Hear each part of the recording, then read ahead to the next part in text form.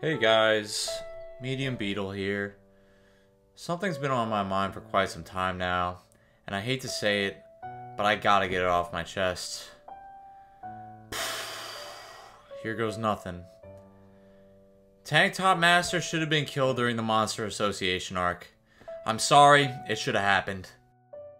Maybe if Murata hadn't had Fuhrer Ugly pummel him to a pulp and thrown into the mouth of Gums in chapter 143, then I wouldn't feel nearly as strong as I do about this. But that's the direction that Murata decided to take the story. Murata literally put Tank Top Master's helpless, mangled body inside the mouth of Gums, so it really sucks he didn't follow through and just finish Tank Top Master off right then and there. And I want to make this clear, I truly am a Tank Top Master fan.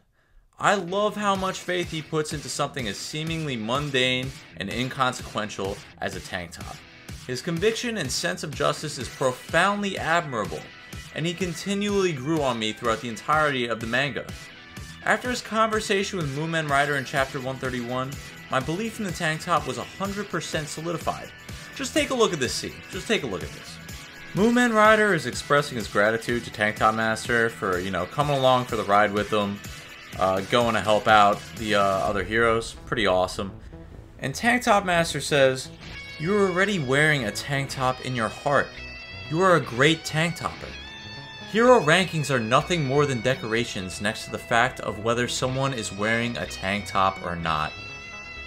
Moving words. This is one of the best scenes in the entire manga, in my opinion. I fucking love it. I fucking love Moonman Rider. I fucking love Tank Top Master.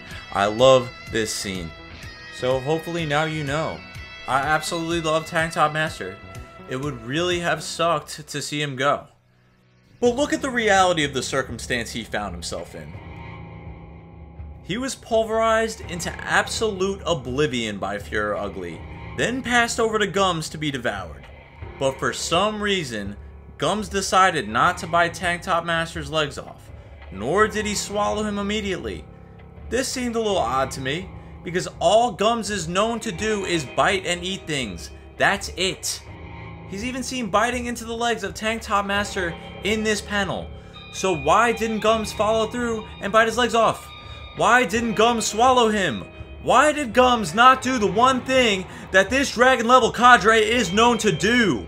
Because Murata punked out.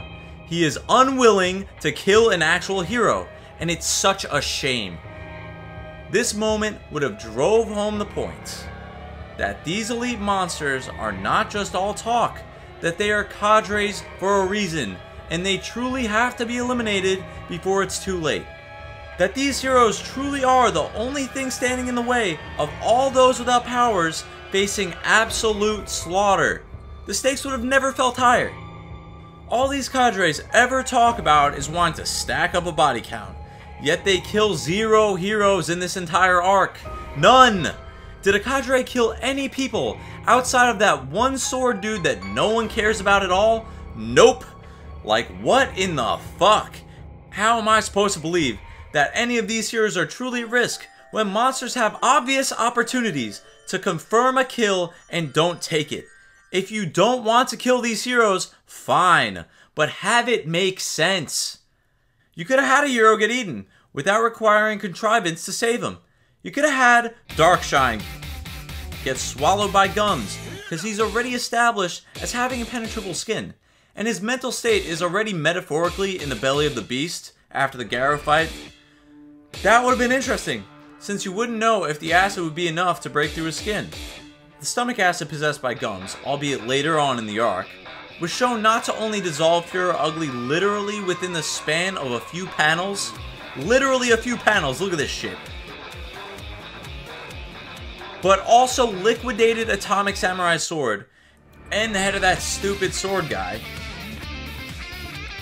So with immediate digestion being the consequence for regular skin, would prolonged exposure be enough to digest Darkshine? Silverfang still could have saved him. Genos still could do his cool explosion thing inside of Gums. I fucking love that.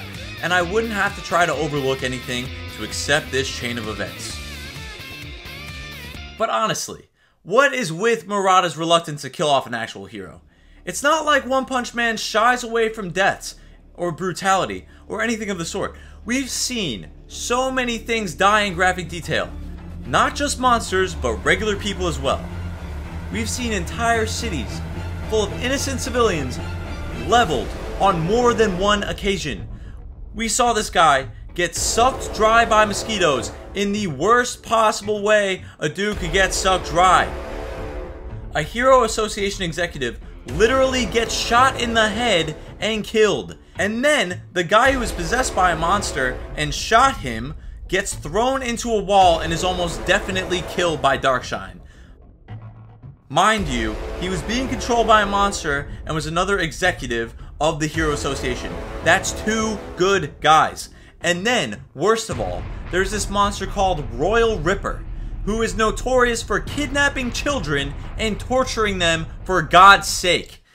Yet all heroes are immune to the cruel reality of the world that you created? Come the fuck on, Murata. Where is the consistency? Grow some balls, bro. Come on. I'm a believer in killing main or likable characters if it benefits the overall quality of the story. In the context of a story, sometimes loss can be a good thing.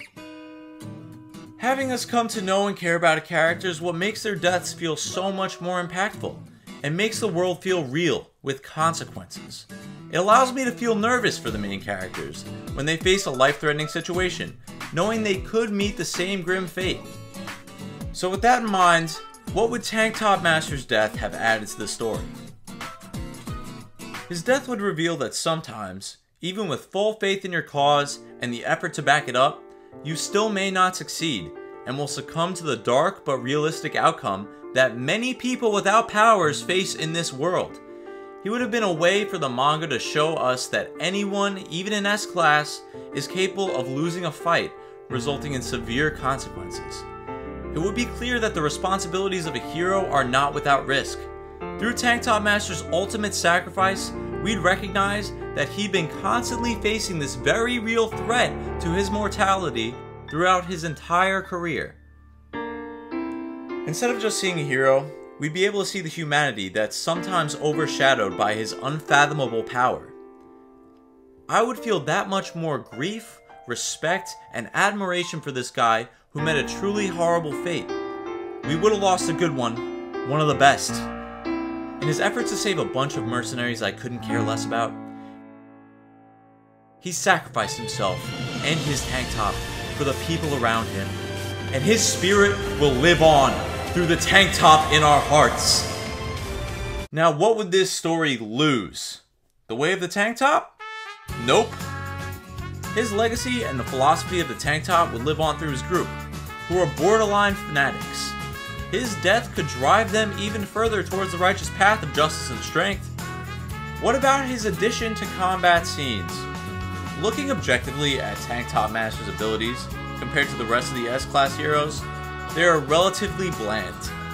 Out of all the strong men without weapons in the S-Class, he has the least unique set of abilities. Puri Puri Prisoner has his angel chest hair and vibration abilities. Darkshine has his near impenetrable skin. Losing Tank Top Master would not be that catastrophic as far as what he has to offer in a manga filled to the brim with awesome fights. Plus, we've only really seen him lose. He lost the rock throwing contest to Tornado during the Boros saga. He lost to Garu, and now the Cadres. Seeing someone who's ranked next to heroes I view as near invincible never actually claim a victory would change the way I view what it means to be an S-Class, and how I view the nature of strength as a whole. His tragic end would have amplified this story to new heights, and it absolutely sucks that Murata would tease his death so flagrantly just to cop out. And so there you have it. There are my thoughts on this whole fucking issue. I think it's so annoying, and listen, I really do. I really fucking love Tank Top Master. He's great. He's a fantastic character. Well written, awesome scenes, just all in all, just great in every way, shape, and form. And it would suck to lose him, but that would make losing him that much more impactful. I really think that that Murata missed a really good opportunity here to make this manga that I care about even more special than it already was. So there you have it. I'm Medium Beetle. Thanks for listening. Hopefully you liked it. If you disagree with me, let me know why in the comments. If you agree with me, then good for you. You're on the right side of history. And I appreciate you. And yeah, blah blah blah. I hope to see you in the next video. If you like this content, definitely stick around and subscribe, because I'm currently cooking up some hot takes. I've got a bone to pick with a few of the retcon chapters, so that should be fun. And if you guys have any complaints of your own that you want to get off your chest, yeah, also feel free to leave that in the comments as well. I'd love to hear. So, yeah, let me know. Let me know what's up. Thanks for listening. See you later.